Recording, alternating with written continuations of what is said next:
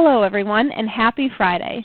On today's CHRO Series podcast, we are continuing our conversation about how to become an effective HR leader with special guest Kate Hyatt. She is the current Executive Vice President and Chief People Officer at Healthgrades. Kate, thank you so much for being here today. Oh, very happy to join you, Laura. So let's just jump right into it.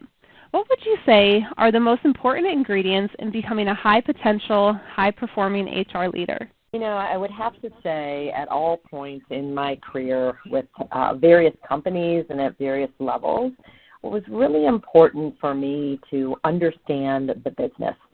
So to dig in and have thorough knowledge of how the organization makes money, what the leverage points are, and that then enabled me as an HR professional to build out programs and responses that really contributed to the success of the organization.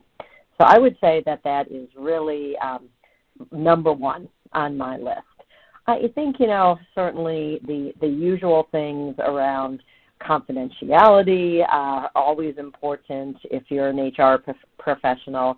And then I would also add calmness to the attributes. And that is one of the things that I have received feedback about over my years in the human capital sector is that I exude a certain calm that both my executive team, colleagues appreciate, as well as my direct reports and really the employees at large of my companies.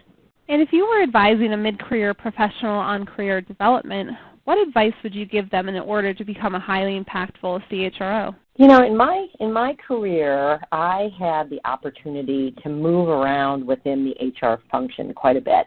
And I think that those are very valuable experiences. Many of us start in a certain specialty area because it's what we love. Maybe we love recruiting, or we love benefits, or we really enjoy being that HR business partner. I had the opportunity to really do all of those. I started off in training, developing training and delivering training sessions. I then moved into more of an employee relations or HR business partner role. I then headed up recruiting and succession planning, all the attributes, all the components of talent management. And then from my experiences with mergers and acquisitions, I gained a very deep understanding of compensation and benefits.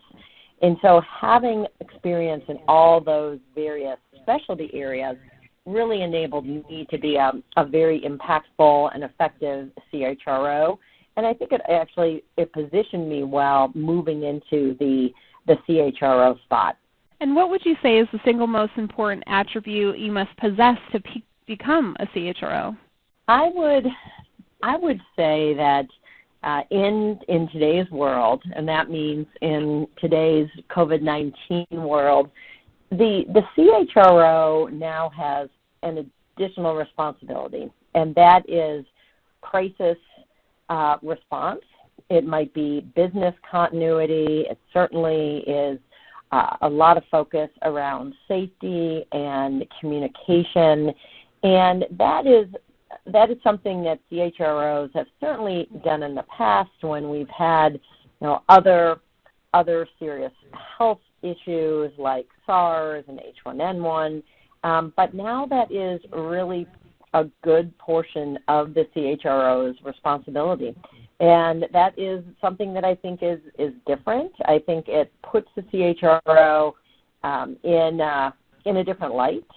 Certainly increases the expectations for the CHRO to oversee things such as safety protocols and facilities, and looking at all the state and local and federal restrictions and legislation as it relates to returning to work, and also just providing a safe workplace for employees.